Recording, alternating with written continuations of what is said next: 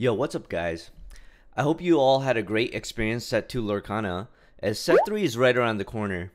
I know a lot of people were getting really sick of the Goat Fox metagame, and I took full advantage of the super grinders taking a break from the scene as I swooped in while the field was soft to sneak in some personal milestones. I finally finished the season as rank 1 on the Pixelforeign ladder. I also managed to swindle top spot on the Lorcana Play Network after finally hopping into some online tournaments. I played my first ever locals and went undefeated once I built up the courage to finally play my first paper event after getting about 5,000 ladder games of online practice. And finally, I also tried some Lorcana drafts for the first time. Anyways, to kick off the new set, we have to go back to our roots and see what upgrades the Green Steel Mill deck has got. And Green Steel, not just Mill, has gotten some really fun and strong toys to play with. Okay, so this is the list I've been testing on Lab, and I'll go ahead and give my first impressions of the cards one by one. I've played around 20 games with this so far, and the deck actually feels very good. So, let's start with our early drops. Captain Hook and Smee. So, Mill usually had a struggle against aggressive decks, because it was also in danger of suffering from early ink problems. When facing aggression, you needed to make a difficult choice of inking Hook for a smooth ink setup for future turns, or play Hook and suffer from possible ink screw later, since Mill generally plays a lot of uninkables. So here, I think Captain Hook makes the deck slot, especially early on in a newer meta, where there could be a lot of hyper aggro decks running rampant. But more importantly, he has a new synergy in set 3 with a new card, Mr. Smee. Mr. Smee is an absolute tank, and I think will be one of the best staple steel cards in the meta. Why? Because steel just got a Snake Mim that quests for 2.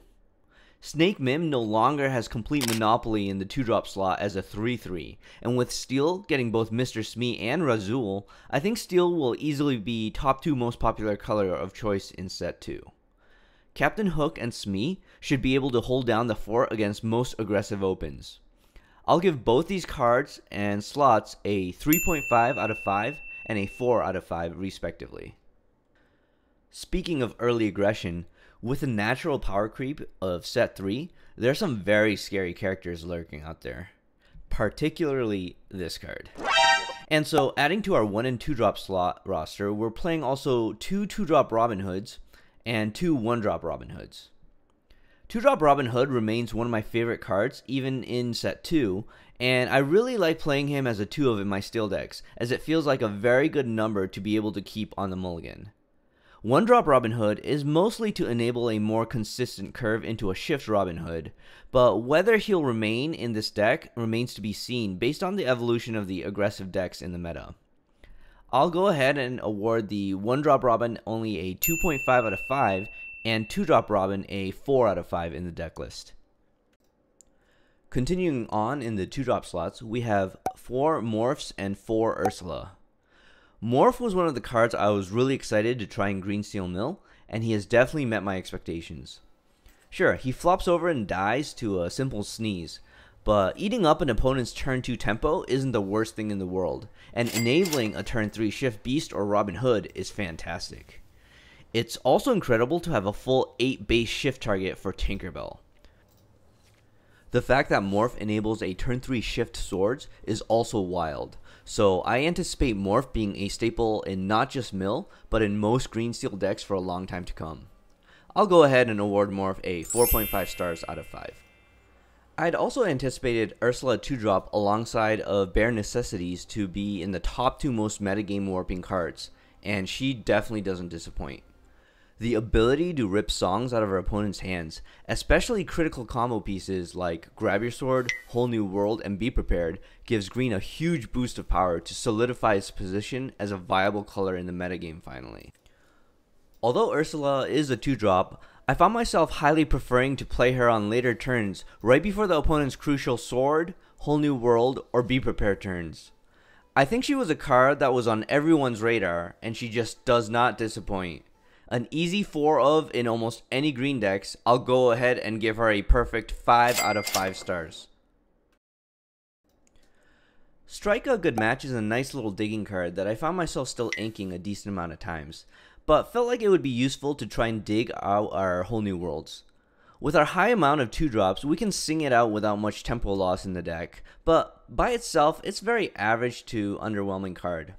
I'll go ahead and give it a score of 2 out of 5, and I could see myself cutting some more copies in the future, but it does have a crazy power boost with the next card I'll talk about.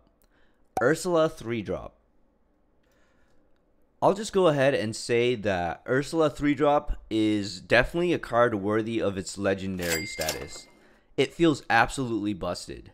When I first read the card, I thought it was going to be a really good card, but even then, I severely underestimated her.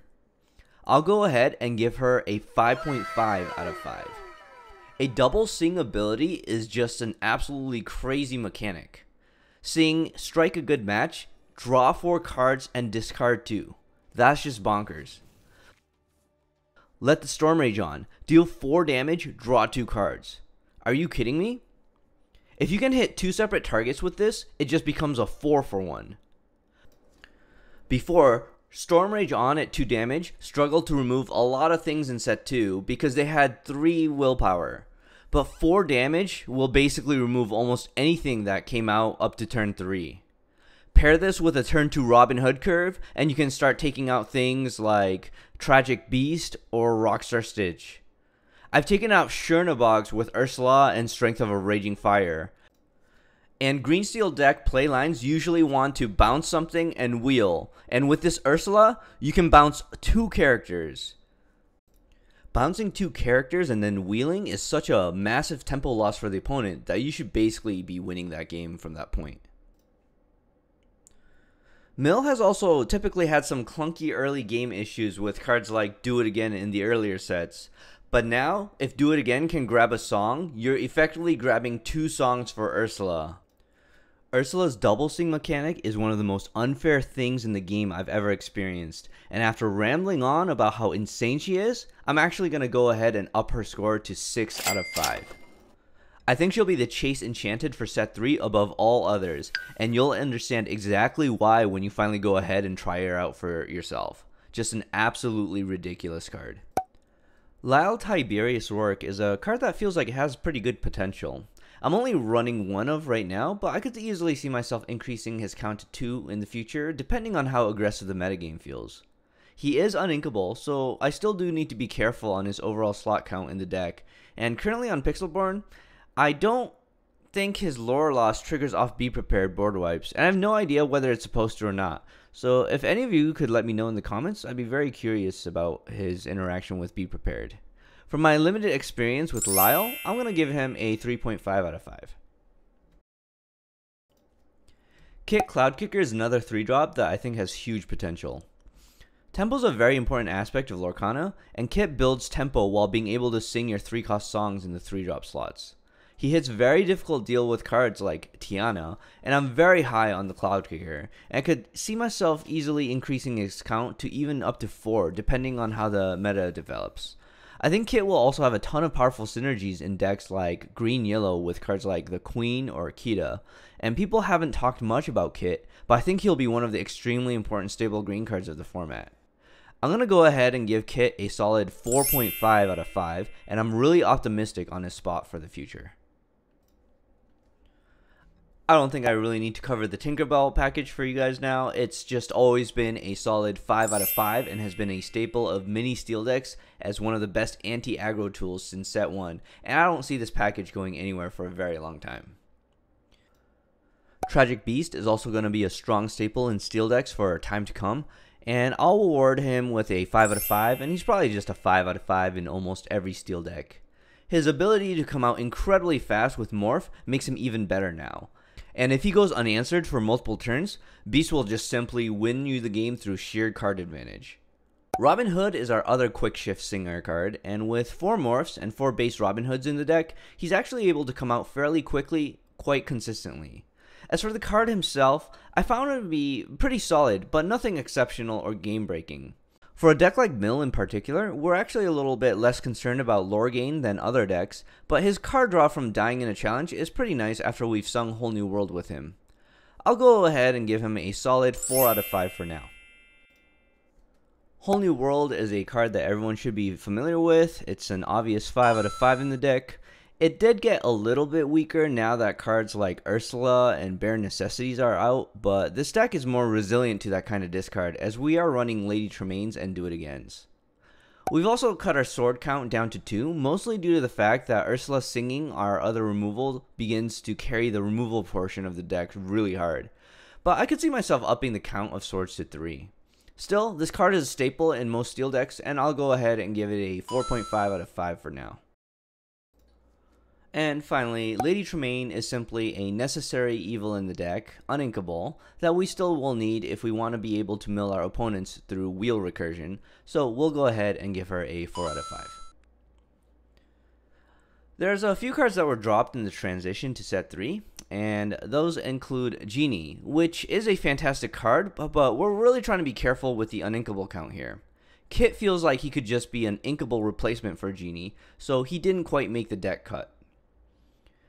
We've also cut the Hercules package from the deck.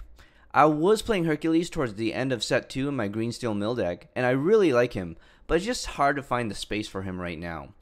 If the metagame shifts pretty heavily to steel, which I think there's a good possibility that it can, and we find ourselves wanting some resist in our deck, I could see him possibly replacing the Robin Hood package, so we'll go ahead and keep Hercules in our sidelines for potential meta shifts. We've also cut Donald Duck. I still like Donald Duck, but again, it's a space issue.